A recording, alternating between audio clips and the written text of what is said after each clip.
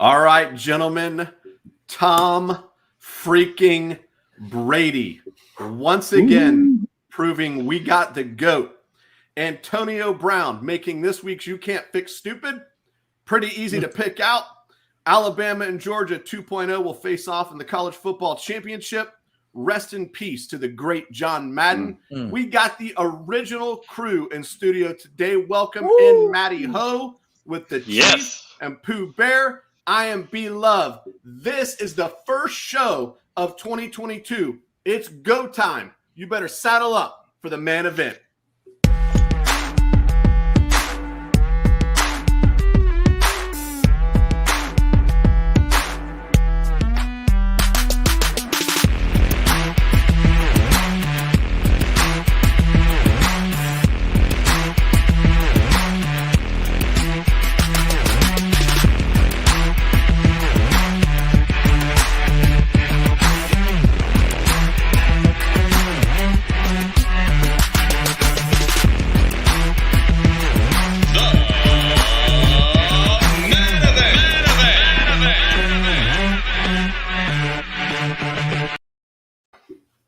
We got ripped. Somebody's ready for the finale tonight. Now, I'm just saying 2022 has been an okay year so far. The Buccaneers are undefeated, and we get the season 4 finale of Yellowstone tonight. Right. Well, I got to know, Chief, when you're watching Yellowstone, do you actually dress like that in front of your TV? Sometimes. Where's your whiskey?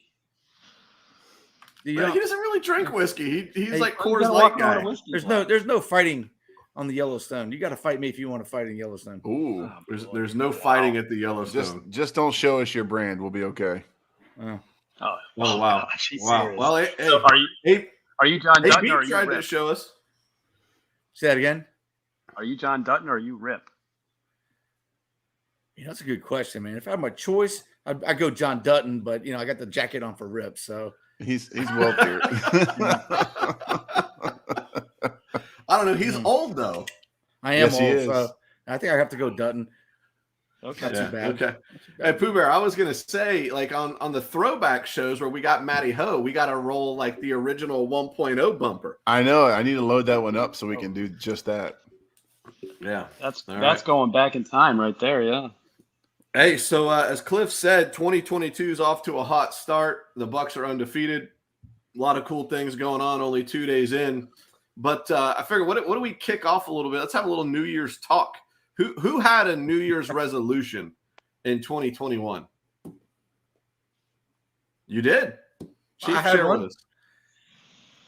Okay, so let me just a little backstory on my resolutions, because in the past I didn't take these things very seriously. As a matter of fact, for like 4 or 5 years running, my resolution, which I did keep, was to not eat haggis.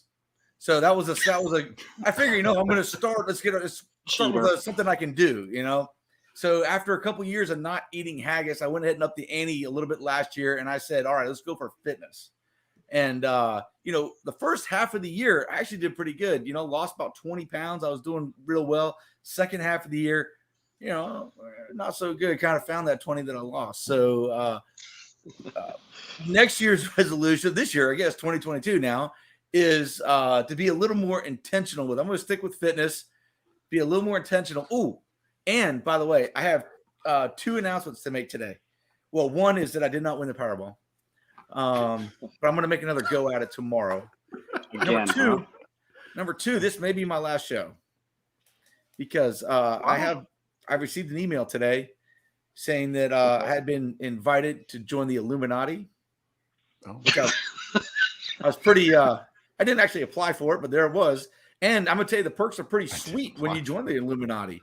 Apparently you get a free house of your choosing, and $500,000 a month to live on. And I think I could do that. And so when you're talking about the triangle, the eye, yeah. So I don't know if I have to learn if I get to learn the secrets first. About the Ark of the Covenant, where it's buried, and the chalice and stuff like that. I don't know when I get to learn that stuff. But apparently, as a bonus this year, maybe membership's down, I'm not sure, but no blood sacrifice required this year. Well, So I said, that's a perk. Listen, Well, 2022 is off for a hot start for you. Yeah, so But so far, if you so did have good. the blood sacrifice, it could go along with your weight loss program. I mean, it could have gone hand in hand, Listen, So, I've yeah, decided that that's in an idea. I've decided that in 2022, when any one of us gets hurt, instead of calling it an injury, we're just going to call it a chief. I got a chief. I don't want any Chiefs this year. Yeah, mine was kind of man. similar. Like Cliff and I, Chief and I, we've been doing like these Spartan races, and we've done a couple a year for a few years. And like I got this goal. I want to climb that rope all the way up the top, ring that bell. Oh, So I didn't get that done this year, mainly because we didn't do a Spartan. We waited until the very last month of the year and did a Tough Mudder. No rope. No, but way more fun though. I had way more fun doing the Tough Mudder than that was way more fun. Way more fun. You did get to ring the bell at the top of the hay bale climb. That's no joke climb. That had to be 50 feet. I'm going to say that was pretty high. Although for me, the A-frame thing, I don't know what they call that, the cargo net climb. Right. I'm not a fan of heights, and this thing was like this, not like this. It was like this, and it was pretty high, as highest one we've ever done. Tell I was them how you freaking got out on a it. little bit. Tell them how you got on it and the concussion. I believe I climbed up your shoulder, wow. and then I kicked you in the side of the head. Kicked me in the side of the head hard enough that my glasses went flying. And how did you end up getting up there, by the way? oh man, it was a little awkward. I got on the side of it, and there was some framing on the side that I could kind of get 1 foot in as a ladder. So I jumped, which got me about 6 inches, and then I was able to get my foot in high enough, and then I was able to work my way up to that first the crossbar where I could get a foot into it. So all right, yeah, all right. How about Maddie Pooh Bear? Any New Year's resolutions last year? Well, for I last too made year, it. You made one, Matt? Go ahead. mine for last year was no DUIs. Mission accomplished. Mission accomplished there, so that's a good one. That's a good one. And I figure I might as well stick with what works. So I'm going for no DUIs in 2022. Well, I would say your track record's pretty good so far. So far, I'm batting 1,000. Attaboy. Thank you. I made a fitness. And I also want to get into the Illuminati. I think I need a sponsor, though. Any sponsors? Anybody want to sponsor me? Yeah, here? it's kind of like the Masons. You need somebody to recommend you. I know a guy. Right. I mean, listen, I'm going to need to see the email. I don't, we're talking about the keepers of the world's secrets, and there was no interview. Like, they didn't even meet him. no. And they didn't ask for my bank. I thought, I'm reading this, and I'm like, at some point they're going to ask for my bank account number, probably to put the money in. So I'm going to try to send this to you guys. So it's pretty impressive. And plus, if they're keepers of the world's secrets, is Cliff really the best choice to join them? Wow. I don't know what the selection process is for this, but I'm not sure I can tell you either when I find out. So. Oh, boy. All right. Well, since now you make $500,000 a month. A month. If you could help the rest of us out, that'd be great. I'm not sure if sharing's allowed. We'll find out. I don't know any of the rules yet, so maybe by next week. Maybe next week I'll be able to tell everybody. All right, we'll talk about it a little bit more. Okay. All right. Pooh Bear, what do you got? I'm going to make a resolution this year. And this is a serious one. Like Chief, I always make goofy ones, like a fitness one. Oh, I'm going to fit this whole pizza in my mouth kind of thing. I'm going to make a resolution to get to more ball games this year. Right? So last year I got to 1 baseball game and 1 football game. No hockey. That's it. So 2022, more tickets, more events. I'm coming. Pooh Bear, I like this. I think that one of the things that we do, like the main event on the road for sporting events, is really great. Mm-hmm. Like, it's a lot of fun, it's an excuse to, make a video or whatever. But like, I think we need to do like some college football games too. Like, let's go to Michigan, Ohio State. Okay. Let's go to, you know what I'm saying? Like, let's go to. Dude, they say that the Army Navy game in Philadelphia is the one to do. Or I think they swap off, right? Philadelphia, then New York. Everyone I've talked to that's ever gone, they said it is an event, like from all the pomp and circumstance. And you don't think that as a casual fan or someone that wasn't in the Army or wasn't in the Navy or didn't go to either of the academies, that you wouldn't have all that much interest. But I've talked to several people who did not go to any academy, no service academy whatsoever, were never enlisted, and yet had a fantastic time and say it's something every American must do. So I'm on board for that.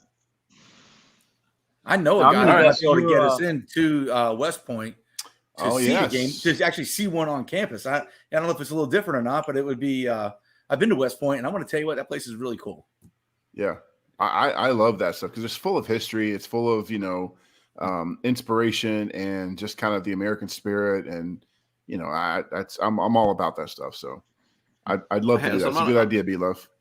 All right. So here, I'm going to throw this one out to you because you're inspiring me now. But I'm looking at the Bucs 2022 opponents. Oh, I've already seen these. An away game. Which one of the away games do you like for a man event trip? Well, I prefer the simpler ones like New Orleans, Atlanta, and Charlotte. Okay. I mean, I think Dallas is just as an easy flight as Dallas does sound a lot of fun as Carolina. Yes, did it for the World Series. Yeah. And Dallas the stadium is right around the corner from the Pioneer Cafe. Yes. All the more win-win. reason. All the more reason for us to be there. Oh, I'm definitely wearing my hat. You're absolutely right. Absolutely I saw that one too. That one stood out.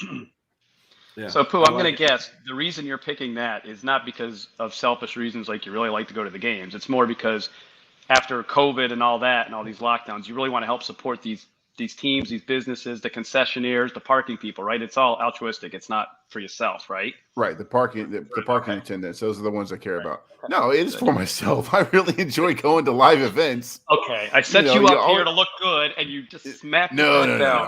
There's no need to be fake. I'm with you. And we gotta kick off 2022's games with a spring training trip that we haven't done in a couple of years. Charlotte. It's been like 2 or 3 years, man. I'm really jonesing. Yeah, we're a bunch of slackers on that. So, all right. Any other thoughts on?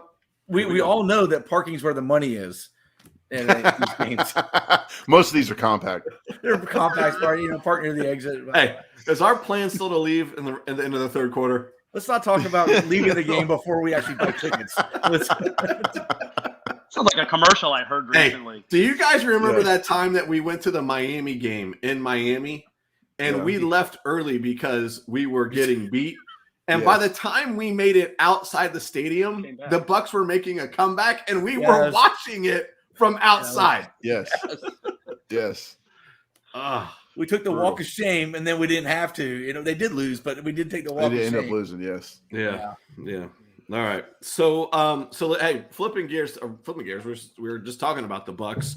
The Bucs, another frustrating victory. Today, but a victory nonetheless. The only time that the Bucs had a lead in this entire game was the last 15 seconds. Yep. And Tom does what Tom does, leads this team down the field with a little over 2 minutes to go, and the only timeout that we had was the 2-minute warning. And a guy that hardly anybody has ever heard of catches 3 or 4 balls on that series and puts one in the end zone. What, Cyril Grayson? You're acting like you've never heard of Cyril Grayson? Never. He caught a touchdown pass a couple of weeks ago, I believe. Yeah, he did. This guy is slowly becoming a fan favorite. What are you talking about? Hey, if there was ever a time to play, we got the GOAT video. That was the time to play it right then. Yeah, right after that win. No, I had to look him up again to get him in the description because I was trying to type the description before the show started. I had to look up the spelling name again. He's a third-year player. Apparently, we drafted this guy. Oh wow, I didn't even go that far. Does anybody remember drafting him? Apparently, we drafted him. He's a third-year player. I do not remember drafting him. So that's good on Jason Light. That's him finding those magic players deep in the draft. Yeah, interesting. So obviously, most of the game we weren't particularly happy, other than we had full stomachs. We were happy about that. But Chief, I'm going to start off with you. We're going to talk a little bit of defense, and here's one of the things that I saw.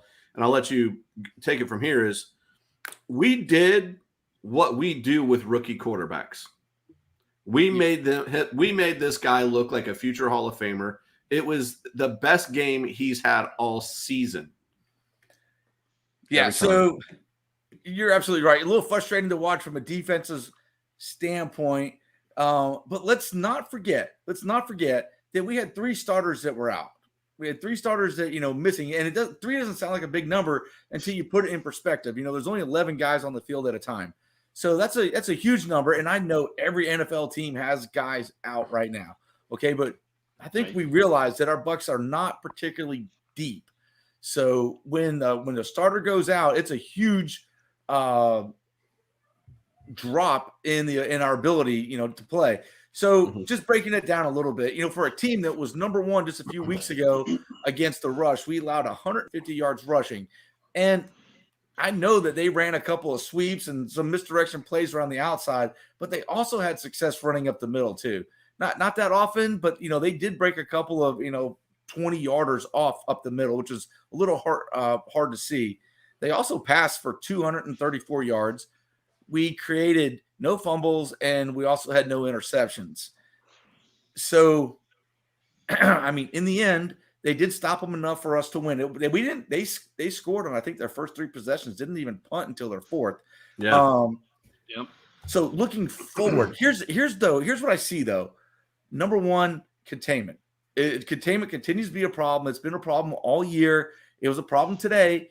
And as soon as we have to play another quarterback that scrambles, a la Kyle Murray or any of those guys, we're going to have a problem again.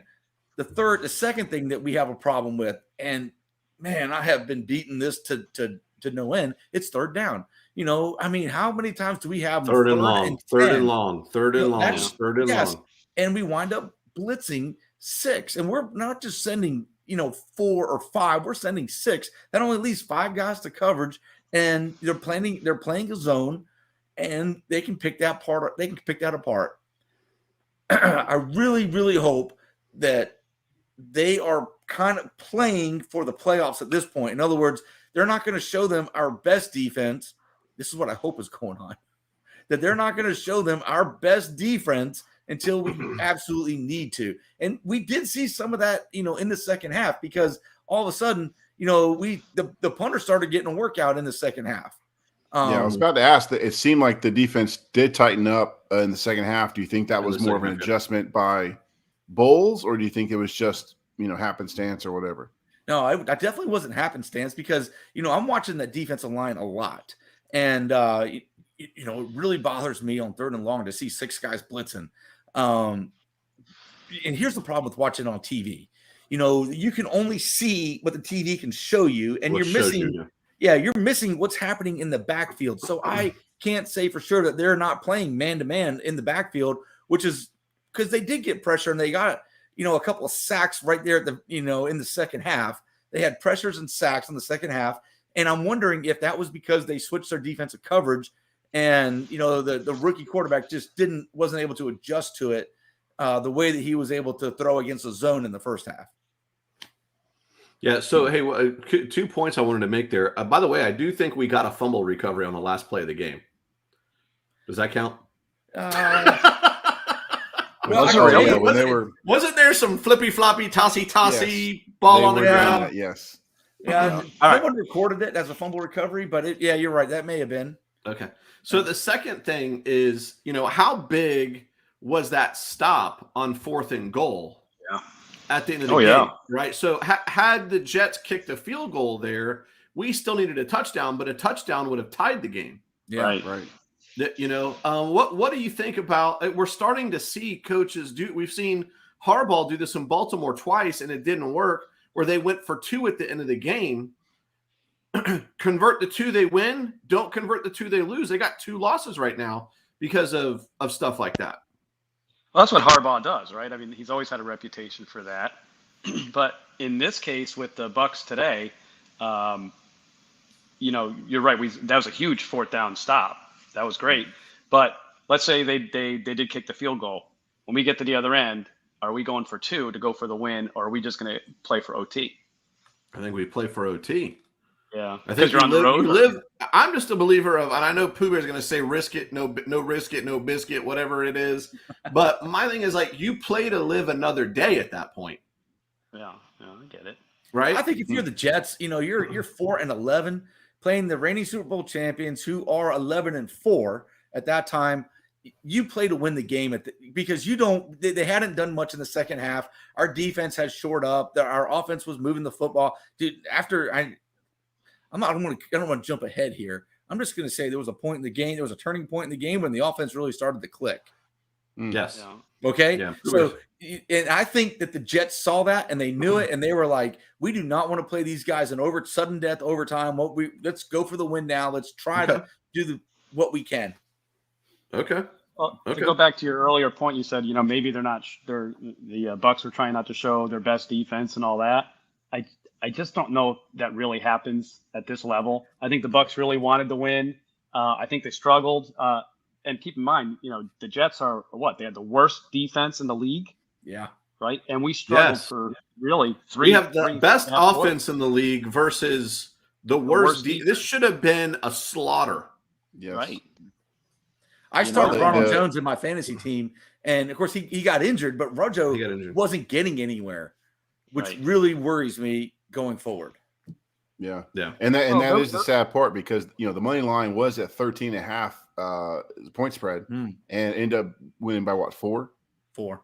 Yeah. So all the experts and people looking at numbers, exactly what you just said, they're looking at the worst defense in the league right now, who's been giving up like 11 yards a rush or something insane. Right. And the Buccaneers could not move the ball effectively, especially up the middle. The Jets are supposed to be soft up the middle. They're supposed to have a weak linebacking core. This should have been a banner day for Cameron Brate and Rob Gronkowski. Gronkowski did get his. He had, I think, 10 catches for 100 yards. Yeah. But, that should have been over the middle, over and over again to any slot receiver, any back. But I don't know what happened. It just did not happen today. I think, Matty Ho, to your point, like, I don't think any NFL team is trying to hide their hand. First of all, you'd have to be extremely arrogant, but 2, you'd have to know you're just head over heels way better than everybody else if you're going to go out there and week after week after week and not play your best game and hope that you're still 12-4 at the end of 16 games. Now, I think where as fans we get a little disappointed was we expected to have this run and gun offense this year, that we were going to blow teams out, and we came off that Super Bowl win where we dominated Kansas City.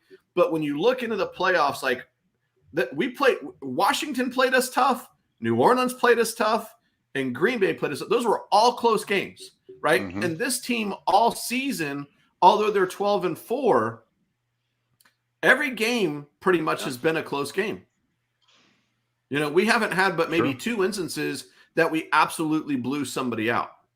True. And part of that's because this is the defending Super Bowl champion. Everyone's giving their best shot. They're going to get extra amped up to play. It's Tom Brady. It's, the whole deal. It's the world champs. You want to take your shot number 1. The bullseye is never bigger than when you're number 1. So part of that's that's the reason. I don't know the reason, and we've been talking about this for weeks and weeks about the preparation. This team looks like it's unprepared nearly every single week. It should not be. This should be as professional and as veteran as this team is. They should be absolutely to a man ready every single week for whatever is coming their way. And sometimes they just seem to be caught off guard. Well, look at the, before the meltdown at the Meadowlands today with Antonio Brown, what was the first or second play to him?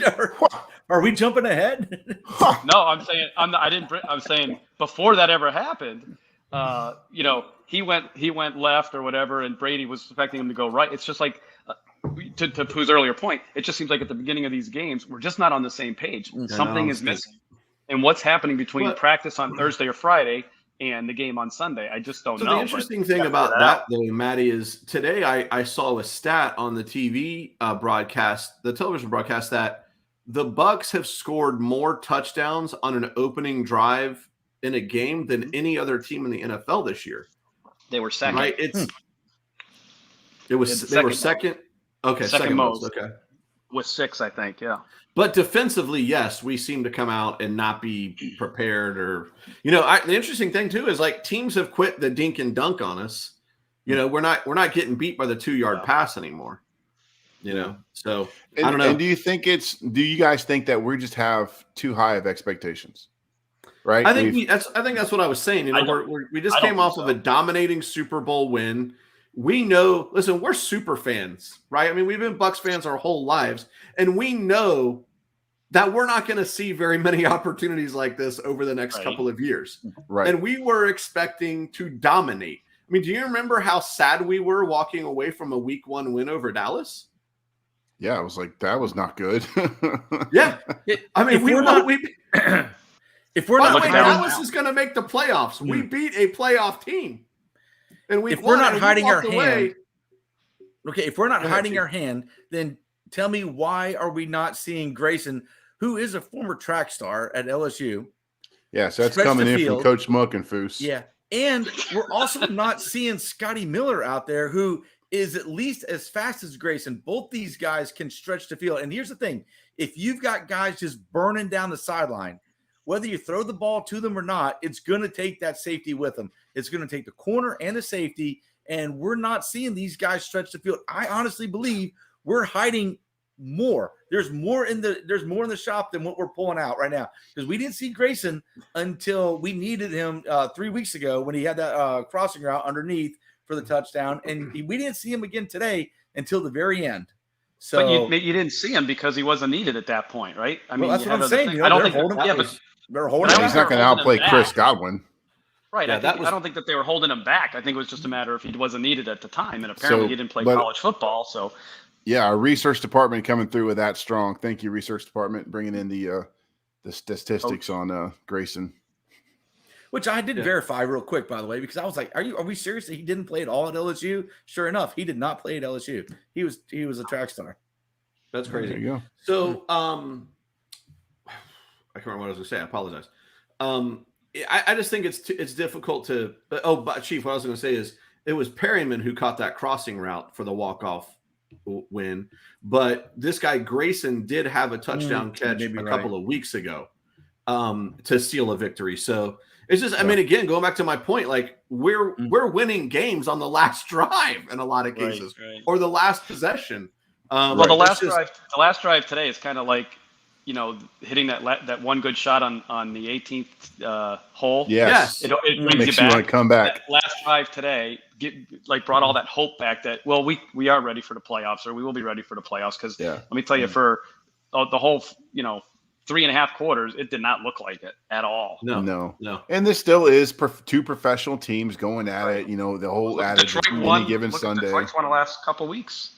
Right. Right. Look who they were beating. I tell you what, I did see on the sideline today that I didn't see again in the Saints game. In the Saints game, we saw Tom Brady. I did see some sweaters out there. It must have been cold in New York. But in the Saints game, Tom Brady was on the bench looking at that broken Surface tablet and not really with the rest of his guys. And today he was not on that bench, but he was out there roaming the sidelines, telling his guys, "Hey, I don't know exactly what he was saying, but I don't think he was ordering pizza with them. I think he was out there telling them, hey, we're going to do this. Jensen, I need you to do this. I need receivers. When we call, Purdue Blue or whatever that route was, that what we heard, he's telling them, this is what we're going to do. And I really thought that, he was a more interactive leader today than he was, the Saints game. Yeah. Yeah. Which, I mean, kind of switching the conversation over the offense, again, we didn't lead at all in this game. No. In fact, there was never a tie in this game until the last 15 seconds of the game. Jets went up. So break down for us, like what did we see offensively from this team? So we saw a lot of passes from Tom Brady. He threw 50 passes for over 400 and some odd yards. 410 with 3 touchdowns, 1 interception, which it was his fault. He threw it right to him. To 10 different receivers, by the way. There was 10 different receivers that caught a pass like this afternoon. Exactly. That is really good. Nice mixing it up. But again, we should have had the Buccaneers should have had more running yards to control this game. Part of that's because they were behind playing catch up. When you're down 14-0, you can't really run the ball much. But secondly, that was, I thought would have been a better game plan. I mean, obviously, Todd Bowles and Byron Leftwich, they know more than I do about football and about the Jets and all that. But it just seems like as a fan looking at the Jets scheme and the way they've been playing, they are soft up the middle. That should have been a point of emphasis today. Granted, you're down Leonard Fournette, and Ronald Jones got hurt at some point during this game, so he's out. So yeah, you're running with Keyshawn Vaughn, who I've been calling for to lose his job, and Le'Veon Bell. Yeah. So thankfully they did not listen to me and get rid of Keyshawn because they need him right now for certainly. But yeah, I thought Gronk would have a big day. He did. Mike Evans was kind of hit or miss. He's still dealing with that hamstring, especially with a cooler weather game. It wasn't cold, but it was a little cooler. So that can be tough to get those, especially those muscle injuries going. But yeah, I thought they played. Obviously, they played well enough to win because they did. But it's still just looking for that little extra dominance that we're just not seeing. Yeah. So I got two talking points I want to throw out to you guys. Go ahead, Matty. I'll let you go first. Yeah, really quick. To your point earlier, where you had said, are the expectations too high? Like, are we expecting our expectations too high? And I was saying no. I think some of you were saying yes because, well, a couple things. One, we're playing the Jets and worst defense. We're, like you said, we're supposed to be the best offense. The second thing is we're getting ready to go make a playoff run here. You would figure at least in my mind, we should be more looking at fine-tuning a couple of things and really getting ready for that push, not holding back. Right. And you really expected us. We do have the injuries to Chief's point, but we still really should have. This should not have been a close game, in my mind. And I don't think the expectations are too high. We're a championship team. We brought everybody back, right, from last year. So no, I don't think the expectations were too high. And does anybody know what Jones's injury is? An ankle injury, but I haven't heard any more about it. Pooh Bear, you mentioned Brady had a pretty good game, throws the ball nearly 50 times, over 400 yards, but I feel like we keep seeing him off target.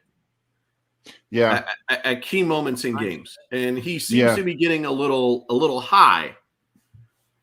Well, and here's what I have to keep reminding myself: he's not perfect, right? So we've got this expectation again, high expectations. We've got this expectation in our head that he can do it all. Brady can do it all. He's done it for 22 years as the best in the game, possibly ever. And yet when we see him throw a low ball or a pass that's not exactly leading the receiver the way we think it should, or a pass that's a little too high for Gronk in the end zone, and we're like, oh, man, can't you make a better pass? I mean, what the heck's going on? But then when you look at the game film or you look at the slow down replay, it did hit Gronk in the hands. He probably should have come down with that one. He led the receiver enough, if the receiver had stayed on balance, maybe that would have been a better yards after the catch for that receiver. So these little things, and it's hard to find fault there, especially again when the end result is a win. But it's like, man, what happened to this dynamic quarterback that is all world, but yet then he throws a dime pass right into Grayson's hands over two defenders. It's like, okay. He had one to Gronk earlier in the game too that he threaded through there, and we were like, how did Gronk even see the ball?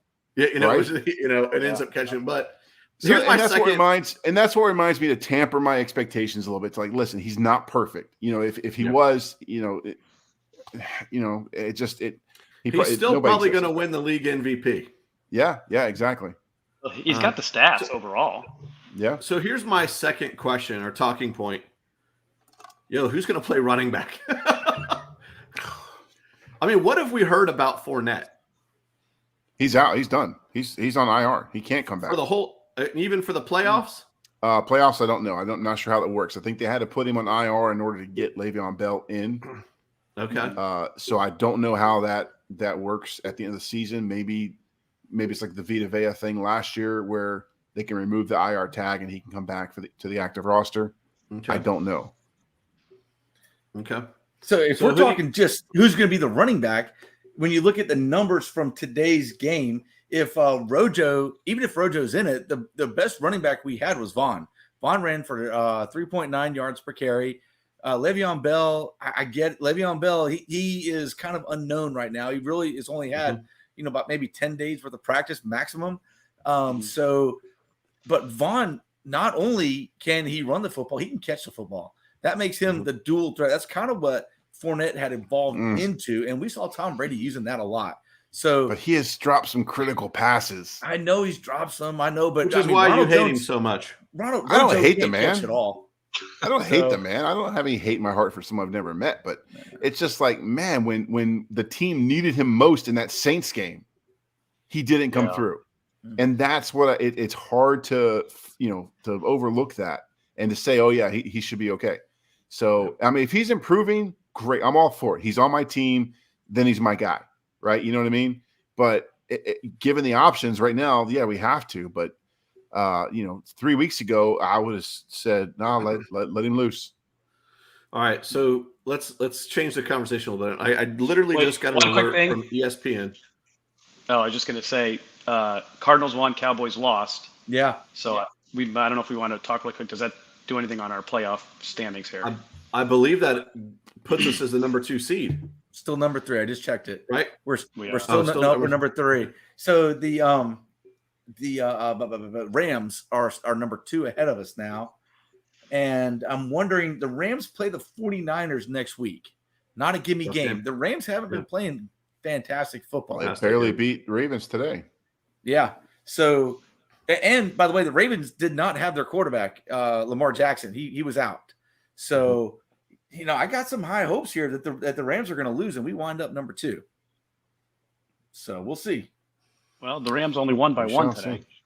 All right. So here, I just got an alert from ESPN. This is what everybody's talking about right now, right? That says that Bruce Arians had told Antonio Brown to get out after Brown twice refused to get back in the game. Oh, wow. So as we watched the game, we saw Antonio Brown leave about midway through the third quarter in dramatic fashion. By the way, the memes on this thing are getting awesome. They're going to be great. Tomorrow's going to be good ones. They're getting awesome. Yeah. But apparently what went down was, for whatever reason, Antonio Brown was not in the game, and Arians wanted him in there, and he refused to go in twice. And so Arians said, get out. Wow. So it's so crazy because we were all reading those reports about, these incentives he was about to hit, needing some more catches, some more yards, and another touchdown in order to hit what seems to be about $1 million payday bonus. And so we were all thinking that Antonio Brown was the one saying, hey, I need to get in more, give me the ball more. But it turns out it sounds like it's just the opposite. But maybe this is BA just spinning, the story. I don't know. I'm not, all we have is what we have. Doesn't the song go, put me in, coach, not take me out, coach? Yeah. Who doesn't want to play? Unless the guy was hurt or something like that. But I just look at, we signed this guy last season, and he was on a if you screw up one time deal, and he screwed up with the domestic violence thing. We let him play anyway. This year he lies about COVID, takes a 3-game suspension. And, Matty Ho, you said to us earlier today when we were watching the game together, hey, this is on Arians. You had every opportunity. You told this guy that he had one chance, and you really gave him 2. Actually, you gave him 3, 4, I guess. Yeah. Right? What are y'all's thoughts? First of all, none of us have ever seen anything like that before. A player just leave, take his jersey off, the whole 9 yards in the middle of the game. We've seen Antonio Brown do it before.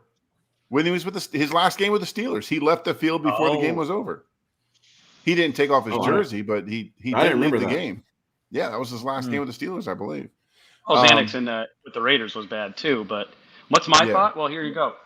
Arians decided to compromise his principles in this instance because of the immediate need, because we needed a receiver, right? So he said, well, we got to have somebody. We kept Brown around. And now it came to bite him in the ass this week. I said when we signed him last year, I was opposed to it. I said the guy's a cancer. We don't want him. And I want to beat some crow because he was really a key part to us winning the Super Bowl. He comes back in. He came back in this year, and we needed him last week. We didn't have Mike Evans. We didn't have Godwin. He shows up, and he's the hero last week.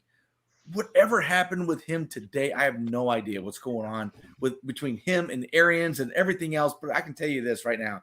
Okay, with the guys that stepped up after he left that game, I'm okay if we never see Antonio Brown again. I think that this team is going to be more focused now than they have been the entire year. And I'm telling you this, I do not want to be the Panthers playing us next week because I think this offense is going to roll next week. I hope so. Chief, what I'm hearing you say is that the culture and the dynamic of this offense changed once AB was gone. It changed instantly. This team got immediately better. We started converting and we started moving the ball around. Like you're saying, we threw the ball to guys that, we had barely heard of, and they were playing. These guys can play, they can perform, and I'm glad to see it. We're not just a 2-receiver team. Well, 3, Gronk. So with Antonio Godwin out, I'm not Chris Godwin out. So, we were reduced to a 3-receiver team. Tom was throwing the ball, just Mike Evans, Antonio Brown, Gronk. That was it. Now, Tyler Johnson's in. We've got, whoever that guy is, Grayson. And Grayson. We got LSU track star. LSU track star. Perryman. I think we're going to see more guys catch the ball. We had 10 receivers, Pooh today. 10 different players caught the ball. Yeah, I'm going to say we're going to see a minimum of 10 next week too. Probably right. And that's been Tom's MO his entire career. So I will say this, Tom's comments after the game on Antonio Brown might have been a little more enlightening as far as what's going on. He did kind of allude to possibly a mental health issue. So I think we need to be, cognizant of that and just kind of, if this was some sort, maybe he didn't want to go back in because of something he was dealing with, and BA was just being really strict and saying, no, I need you in, so get in. I don't know. We don't know the circumstance. He's at work. He's got to do the job. No, I agree. I'm not making excuses. I'm just saying that this is the character of AB, what we've seen, and I'm on the train of when someone tells you they're going to do something, believe them, and this is what he's been telling us this entire career, or at least since his concussion or whatever. Yeah, to Pooh Bear, what your point is like, unfortunately, right now we don't really know what went down, right. But history would tell us that this is on AB. Correct. Mm-hmm. So right, nobody's going to remember the good that he did because there was so much bad. Right, and it's strange behavior bad, right? So freezing your feet in the cryogenic chamber, refusing to change your helmet to the newer standard, walking off your team twice now. That's just very strange behavior that we don't see elsewhere in professional and sports. Lying about the COVID what was the benefit of him lying about the vaccination status? I'm putting that one on the Bucs and the NFL. You put this guy in a position, you knew he didn't want to get a vaccine, as well as other players in the league, and you told them they weren't going to be able to do it unless they got a vaccination card. So I think to me, that was on the NFL forcing this bad behavior. Again, it's on the individual for doing it, but still they created the environment where it needed to happen. Okay, so I'm in that camp. Yeah, I would love to know for what reason he didn't want to go back in the game. We'll probably never find that out. But hey, just real quick, popcorn style, give me, what do you guys think's next for AB? Taco Bell drive-thru. Instagram sponsorships. Okay. I don't know. The Chief says what? Dancing with the Stars. USFL's coming up. Yes, USFL. Matty Ho. Okay. Pooh Bear, what do you think? I don't think another professional athlete wants to have that person next to him. Unless we come to find out this is some terrible brain injury that's caused him to be, have this strange behavior, and that he can get medicated to where it's no longer affecting him in that way, or he gets the professional help he needs, and then he can come back, right? So unless that comes out and comes to light, which it may never, if that's the case, it may never come to light because that's a pretty personal issue. If it does come to light, then maybe there would be some forgiveness. But at this point, his antics have shown to most professional athletes that you can't count on him. So why would I want you on my team? And the team's got to be the bigger priority. Yeah. He made this about himself at the very end. He took off his pads, and then he made a show of it, leaving the game. And that was all about him. Yeah. Doing jumping jacks in the end zone, as he's leaving. I'm done. I'm out. Yeah. And I think everyone else is going to be that way. Everyone else is going to be that way with him. Yeah. Kudos to Brady, because Brady was his champion, and Brady, he obviously saw that, and yet he didn't let it phase him at all the rest of the game. So yeah. Hey, so this week the NFL lost a legend in John Madden. We've actually spent quite a bit of time today kind of already talking about John Madden. We just figured real quick, like, anybody got like favorite John Madden story? Favorite John Madden memory? He's the soundtrack to my youth, right? So I was thinking the other day, it's Skip Carey, Vince Scully, John Madden, Pat Summerall, Keith Jackson. I mean, Brett Musburger. These guys, these guys narrated my youth. Okay, so growing up, watching sports and baseball and football, and man, it was just those were the biggest games you wanted to see. Anytime Pat Summerall and John Madden were calling a game, you knew that was the game to watch. And, unfortunately, it was a lot of Cowboys and Packers and 49ers of the day because those are the teams that were playing really well, and those are the good matchups. But, man, just all of those games spent watching and listening to his voice, it was so comforting watching that documentary over the weekend and hearing his voice again coming up and just, I don't know, it was like a warm blanket for me. It's nice. Hey, what I liked about John Madden is that I believe he changed the way football was presented to the country. I remember him with a big white piece of paper and a marker, drawing X's and O's during the telecast. He's breaking a play down for us, and he's showing us stuff that. And remember, we only had those little TVs. They were, what were they, like 23 inches or something like that? And they really weren't very big, so it was hard to see. How the offensive linemen were blocking. He was breaking it down, showing us the fullbacks, how important that their job was, helping us understand the quarterback reads. And then, he got to the teleprompter and, he would break it down until there was nothing but scribbles on there. And that was fun to watch. And, did y'all know, I didn't realize this. Do you know that John Madden had won 12 Emmys in the course of his career? Yeah. I just heard that. Yeah, 12 Emmys. I mean, that's fantastic. He just changed the way that we watched football. And he made fast acting and acting. Turco Lincoln or whatever that thing was, man. Turducken. Turducken. Oh my gosh. And the six-legged turkey, right? Well, here's the thing to pick up on your point is not only did he make, football fun because, it's more than just the X's and the O's. He was great at that. But look at the other stuff that they highlighted during the game today. He's circling things on the sidelines and, what was all the other antics he would always do during the game. Remember the one where he's throwing the peanuts at the crowd and just saying, they can't see me, but I could see him on the TV. I mean, he was just so fun that he made people who weren't necessarily even into the sport so much, but want to watch it just because he made the whole thing more fun. And the six-legged turkey was awesome. And of course, when he broke out of the very first commercial he did for Miller Lite, and he breaks through the screen, busting through, or light beer from Miller back then. And just a guy whose personality was larger than life. Yeah. Well, it's funny because you could just tell the guy really loved football. Was it ever really a job for him? You know what I mean? I know there's people out there who love football, but yes, the guy's never worked a day in his life. And that's what he said in his Hall of Fame speech. I think it's his first one. He said that no, it was his second one. He said, I've never worked a day in my life. It's amazing. So I encourage everyone that's listening to watch the All Madden documentary. Yeah, it's called All Madden. It is so good.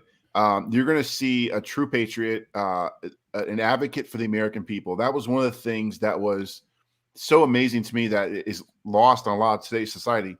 He would take the bus across America to get to where he wanted to because he had a claustrophobia issue and didn't want to be on an airplane.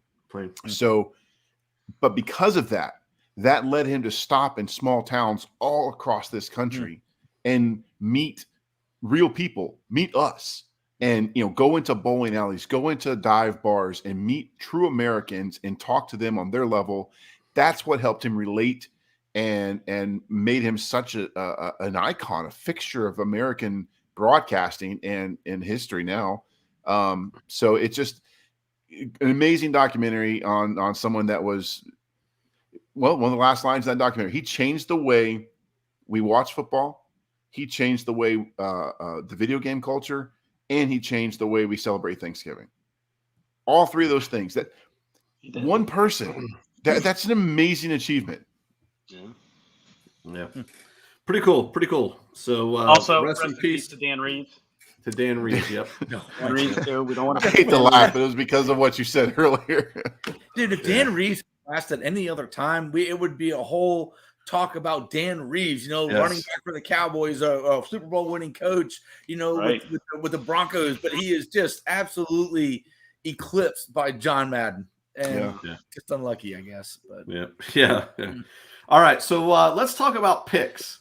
So we didn't have a show last week. Sorry for the mix-up. We got a life too, and it was the holidays, so we missed a show. But we got our picks from a couple of weeks ago, and then let's get into this week's picks, and let's round this thing out. All right, so just reviewing 2 weeks ago, we had myself and the Chief went 2-2. B-Love and TSG went 3-1. So that brings our total right now through 50 games. We've picked 50 games, folks. B-Love is in the lead with 29 victories and 21 losses. Wow. The Chief. What do I get when I win? Is there a prize when I win this? Yeah, you get bragging rights. Bragging rights. Chief has 27 correct picks and 23 fails. I've got 26 and 24. TSG is 17 and 30, bringing up the distant rear. Nice job, but TSG. He's committed to those Jags. You got to be. You got to be here to make the picks. He should be doing the best. So first game up this week, we have the Saints at the Falcons. Yes, Chief, I'm gonna let you kick it off. Okay, so I'm doing two things with my pick. Number one, I'm trying to pick the team that you're not going to pick because that's how I'm going to have to win this. But I also can't. I can't get it wrong. I can't get it. So whatever I pick, strategy. I feel you're going to go with. So I got to go. I'm going to go Falcons on this. It's a home game for the Falcons. The Saints aren't playing great either. Are they winning now or losing? I'm not sure. All right, Falcons it is. I'm in. All right, I'm going to go Saints. I hate to do it, but I'm going Saints. Yep. And Matty, you going to pick for TSG? I am, and I'll tell you because TSG is an analyzer and all that. So I'll look at this. So the Falcons are 2-5 at home this year, okay, and the Saints are 5-3 away this year. Falcons are 7-9, Saints are 8-8, so similar records. All that being said, it seems to make more sense that the Saints will win on the road against the Falcons, who tend to lose at home. So I got to go Saints for TSG. Well, no, you would go the Falcons for TSG or the Jaguars. The reality here Saints are at the Falcons. You want the loser. So the reality here is that if I make the same picks as Chief, I pretty much assure myself a win unless Pooh Bear goes 4-0. Wow. Look at the strategy playing out. But I'm not going to do that. I'm not going to do that. At least not tell me you're scared game. Without saying you're scared. Yeah, right? At least not for this game. I'm going to go with the Saints. Okay. Over the Falcons. So the Chief is out there all by himself? Yeah, he's out there all by himself. All right. The next game, we got the Packers at the Lions. Come on, man. Is it safe to say everybody's got the Packers? Chief, go Lions. Come on, just do it. Anybody not going to go Packers? Going once? Oh, gosh, no. Uh-oh. Bring it. If I'm going with the Lions, I'm going to tell you. Okay, is everyone committed to their pick? You guys, there's no line. Listen. I'm going to tell you right now why I know you're going to pick the Lions. No, you're not. Go ahead. But you can tell me. But because right now you feel that they are streaking, that they're playing the best football that they've played all season, and they're playing it right now.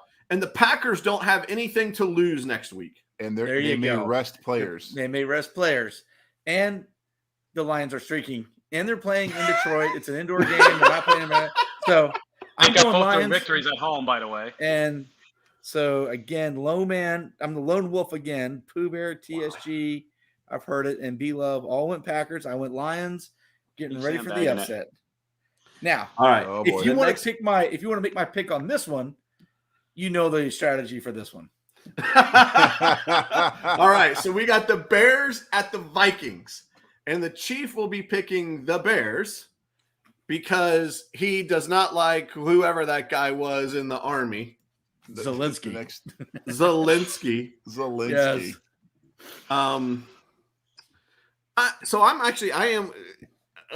This is a tough one. Uh-oh. Well, if it makes it easier, I'm gonna go Vikings indoor at home. Yeah. How'd the Bears do today? Anybody know? They yes. Stop. I know. Well, how'd they do today? No, they're playing tonight, I believe. Make your pick, winner. Come on. You're the... Hold on, I can pull this up real quick. This guy's been riding my coattail all year. He wants to do my research. The Giants today. So they've won 3 games this week. They're on a 3-game winning streak. Yeah. I'm going with the Bears. All right. All right, in the last game. Hang on, we gotta get mad. Wait. I got to pick for TSG. I'm gonna go. TSG is going to go with the Vikings at home. Okay. All right, now comes TSG's favorite team. All right, so we have the Jets at the Bills.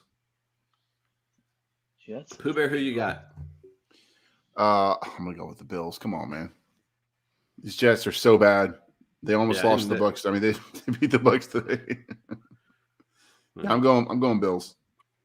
The Bills do have something to play for. They're going to be backs up against the wall. Yeah. Matty Ho, what you got? You got to go with the Bills are at home again. Same reason. Yep.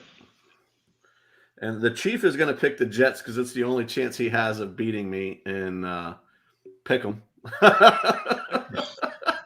You got to throw a Hail Mary every now and again. Listen, the good news is, they did look kind of good today. So you have an outside shot.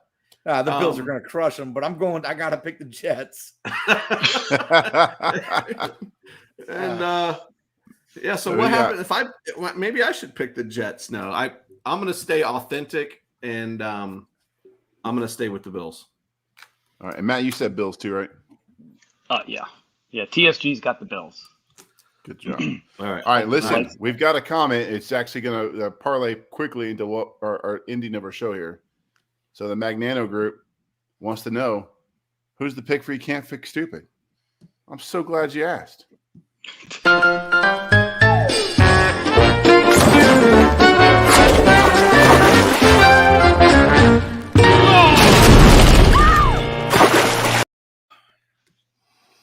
All right, Chief, I know you have one, and I know Pooh Bear has one. You guys going to flip a coin? We'll do both. I'll do mine real quick. Okay, in China, they have installed stationary bike seats for you so you can eat on and exercise while you're eating, your Big Mac and your quarter pounder. The real reason that they're saying that these exercise bikes are there are actually not for exercise, but they charge and make it, they create a green electric current, which charges your phone and stuff. I'm just saying, how long does it take you to eat a McDouble? Takes me about maybe 90 seconds. All right, so wait a minute. So you're going to do it faster. They've installed stationary bikes. Yes. In McDonald's for you to ride. That's it. While you're eating.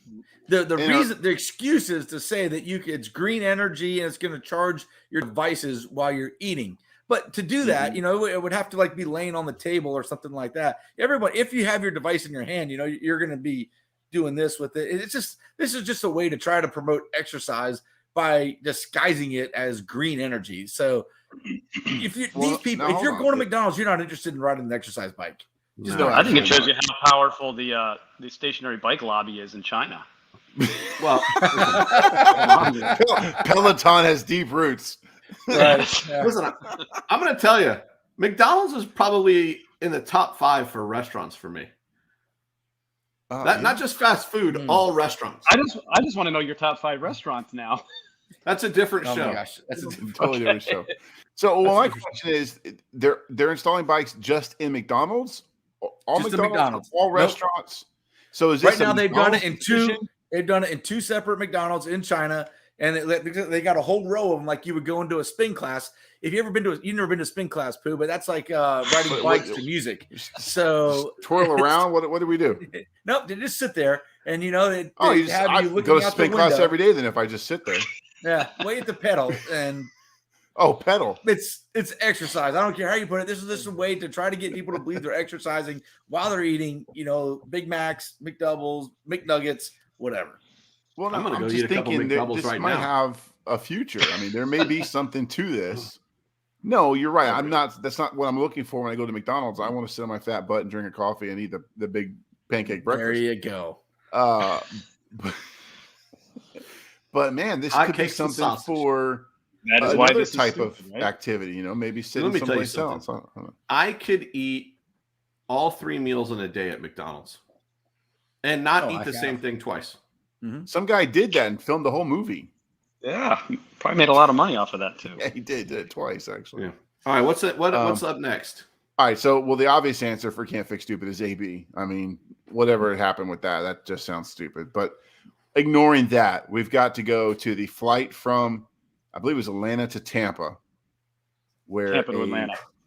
Tampa to Atlanta, where a D-list actress was very upset she could not get past the cart lady on her flight inside the airplane, and as the flight attendants are forcing her to go back away from her seat, somebody in the crowd, an older gentleman, Tampa resident, sat up and said, "Hey, sit down, Karen." Well, she didn't like that, so she begins to waylay on this guy. I'm sure you guys have all seen the video. Yeah, he called her a Karen. She starts to hit this guy. She spits on him. Obviously gets arrested when she gets to Atlanta. The video is pretty.